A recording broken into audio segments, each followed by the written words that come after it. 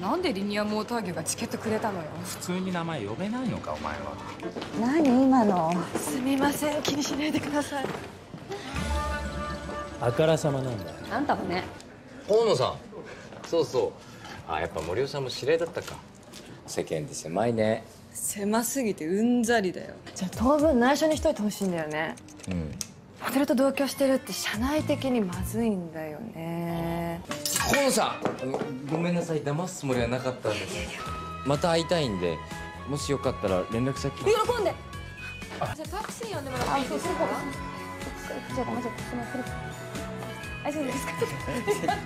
私のことはかけてなんて呼んでんの？お釈迦です。お釈迦はどういう意味？みんなルックスはいいんだけど、その他の売りは？ 한국어 자막 없이 영상 보셨는데요. 한국어로 내용 확인하면서 다시 보도록 하겠습니다. なんでリニアモーター業がチケットくれたのよ。 여기에서 여러분들이 많이 헷갈릴 만한 내용이 크레르, 아게르인데요.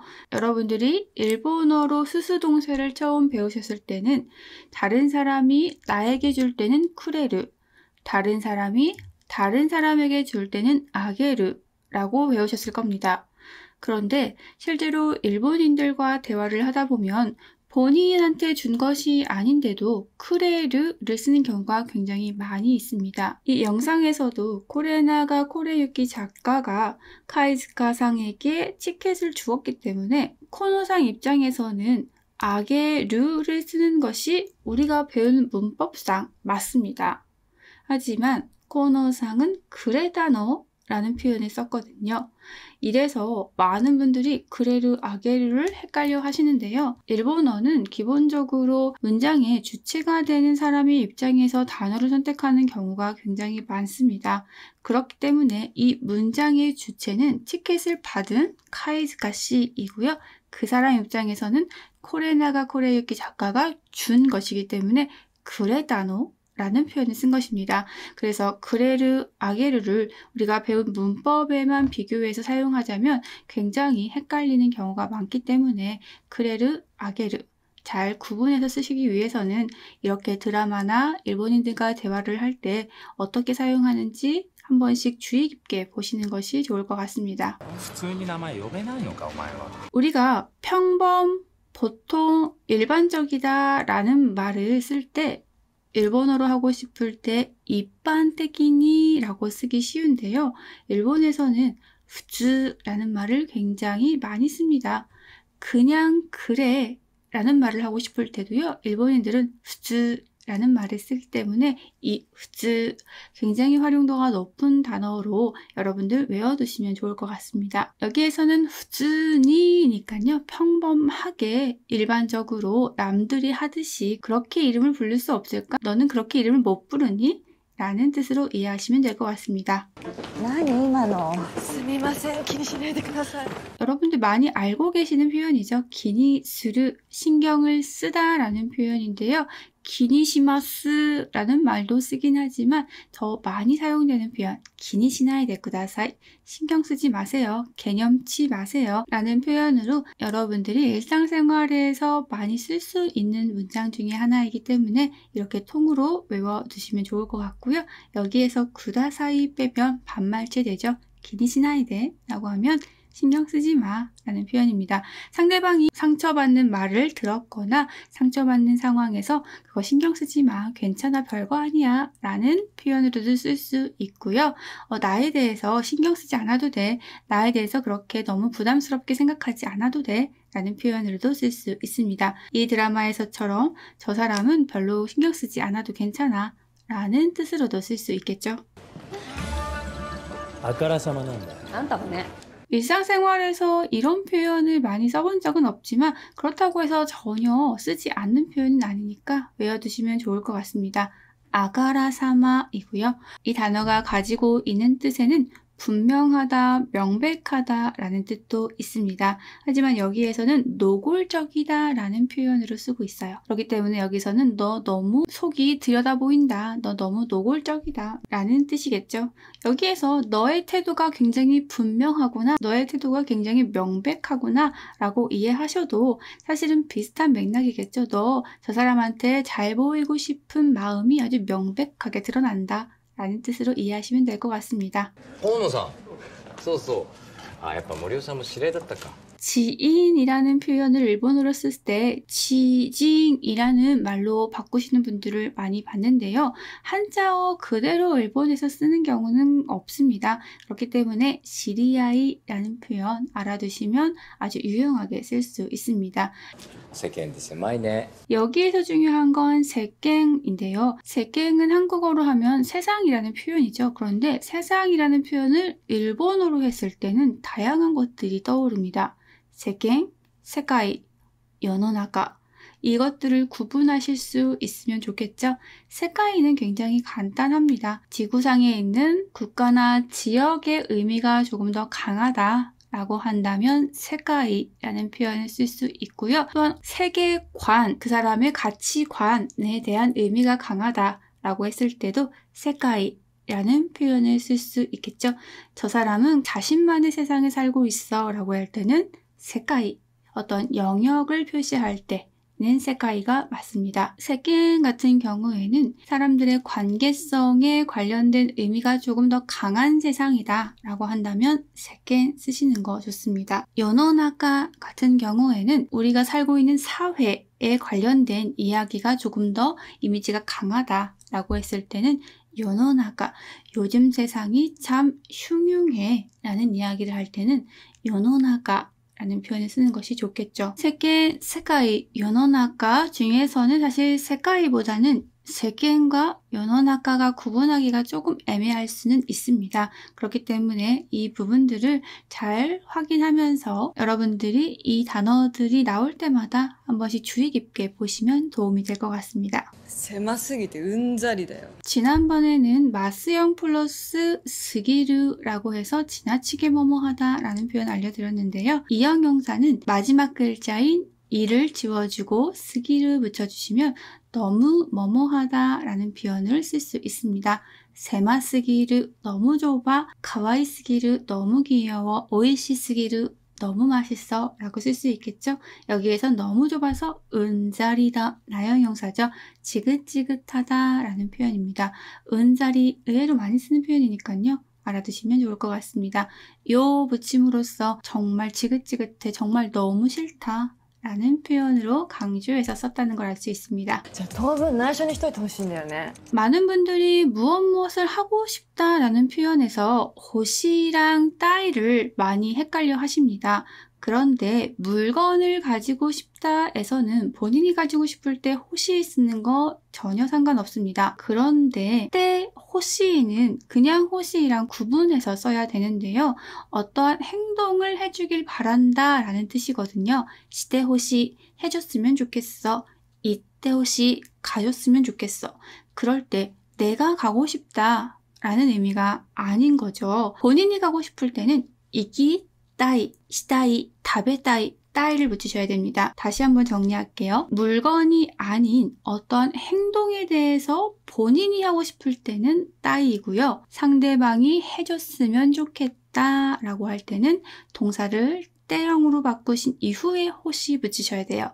그렇기 때문에 때 호시는 본인이 하고 싶은 것이 아니라 타인이 나에게 어떠한 행동을 해줬으면 좋겠다 라는 의미라는 거 꼭 기억해 주셨으면 좋겠습니다.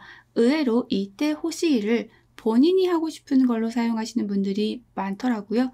이 부분 꼭 기억하시면 도움이 될 것 같습니다. 그리고 여기에서 중요한 거 나이쇼인데요. 나이쇼가 있고 히미츠가 있죠. 이 부분 나이쇼는 내가 비밀을 가지고 있다는 것 자체가 다른 사람들은 모를 때, 그리고 그 비밀에 대한 내용이 어떠한 상황인 것이죠. 내 전화번호는 비밀이야는 히미츠를 쓰는 게 좋고요.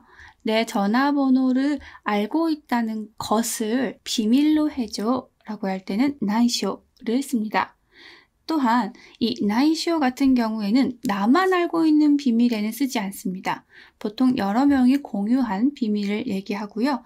나만 가지고 있는 비밀은 히미츠. 또한 히미츠는 다른 사람도 알고 있는 비밀일 수도 있기 때문에 한 명일 때도 여러 명일 때도 쓸 수 있는 것이 히미츠입니다. 그런데 1번, 2번, 3번은 사실 이해가 확실하게 되기는 어려워요. 그래서 나이쇼랑 히미츠를 구분할 때 가장 중요한 것이 가벼운 내용인 때 일본어로는 야와라카이라고 하는데요. 야와라카이 한 부분에 있어서는 나이쇼를 써도 괜찮습니다. 친구들이랑 그거 비밀이야 라고 할 때 캐주얼하게 쓸 수 있어요. 그리고 히미츠는 무거운 내용들, 일본어로 표현하면 가치리시다 나이요 라는 경우에는 히미츠가 좋고요. 또한 공식적인 자리나 공적인 이야기에 나이쇼는 너무 가볍게 여겨질 수 있습니다. 그렇기 때문에 그럴 때는 히미츠를 씁니다. 그 내용은 국가적 비밀이야 라고 하는데 나이쇼는 쓰지도 않지만 그런 표현을 쓰는 건 너무 가볍게 여겨집니다. 그렇기 때문에 1번, 2번, 3번 상황에 적용해서 잘 사용해야 되는 경우도 있지만 대체적으로 4번 내용을 바탕으로 구분해서 쓰신다면 크게 틀리는 경우가 없을 겁니다. モデルと同居してるって社内的にまずいんだよね。 여기에서 제가 하나 짚고 넘어가고 싶은 건 택기인데요. 적극적, 사회적 이라는 표현이 있죠. 한국어에서도. 그래서 일본어보다 한국어에서 이 적이란 표현을 더 많이 쓴다. 아니다. 한국어보다는 일본어에서 많이 쓴다. 사람마다 내용이 조금씩 다르긴 한데요. 제가 본 결과 한국어보다는 일본에서 이 적, 택기를 많이 쓰는 것 같아요. 비슷하기 때문에 쓰면 안 되는 경우도 구분하기가 좀 어려운 것 같습니다. 일본어에서 택기를 많이 쓰니까 한국어에서는 적을 쓰지 않아도 해석이 되는지 의미가 좀 전달이 잘 되는지 생각을 해보시고 빼고 넣고 하시면 좋을 것 같습니다. 특히나 일본에서는 최근에 와다시테키라는 표현까지 쓰는 정도를 보면 굉장히 이 택기를 문법까지 파괴해 가면서도 많이 쓰는 것 같거든요. 그래서 여러분들 일본어의 택기를 그대로 한국어로 번역하지 않는 것이 좋을 것 같습니다. 또한 여기에서 마즈이라는 표현 중요한데요. 우리가 단어에서도 한번 다룬 적이 있습니다. 마즈이는 많은 분들이 맛이 없다 라는 뜻으로 외우셨을 텐데 사실은 일본인들이 곤란하다, 좋지 못한 상황이다, 어려운 상황이다 라는 이야기를 할 때도 굉장히 많이 쓰기 때문에 이 표현 알아두시면 유용하게 쓰실 수 있습니다. 여기에서는 즈모리와 나이라는 표현을 쓰고 싶었는데요. 동사 원형에 즈모리와 나이라고 하면 뭐뭐 할 생각은 없다 라는 표현입니다. 河野さん、ごめんなさい、騙すつもりはなかったんです。 즈모리는 우리가 의지형을 사용한다고 문법을 배웠을 텐데요. 여기에서도 마찬가지로 그런 의미로 쓰고 있고 나이, 부정형이 붙었기 때문에 나에게는 그럴 의지가 없어 라고 이야기할 때 씁니다.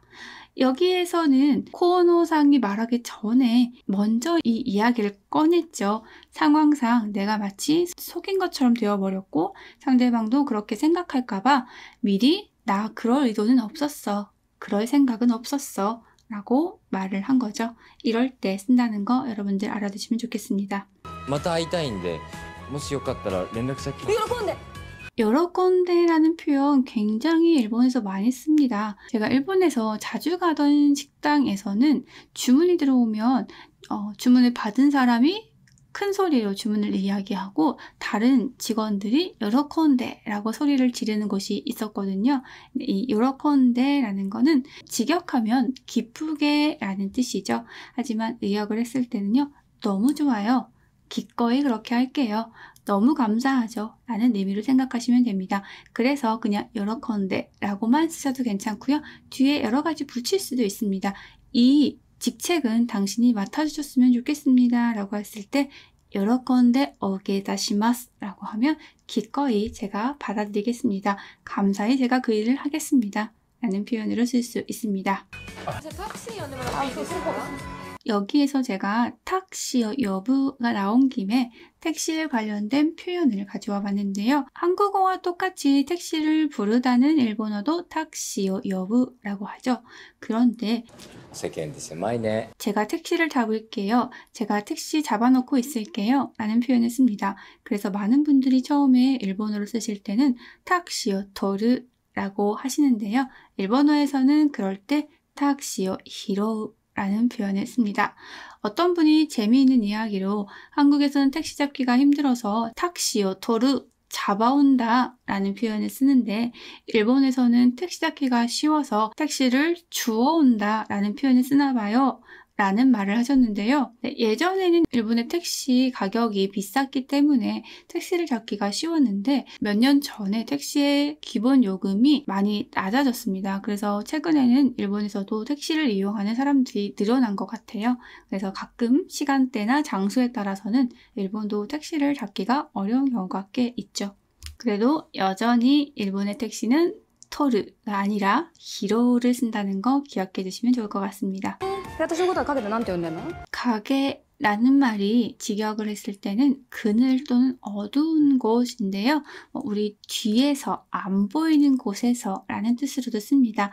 그래서 뒤에서 그런 이야기를 했어. 저 사람 없는 곳에서 라는 의미, 뒤에서 라는 표현을 쓸 때 실질적으로 위치를 나타내는 뒤는 우시로가 맞지만 그 사람이 없는 곳에서 라는 뜻, 안 보이는 곳에서 라는 의미의 뒤라고 한다면 우시로는 잘 어울리지 않습니다. 그럴 때는 가게 써주시면 좋을 것 같아요.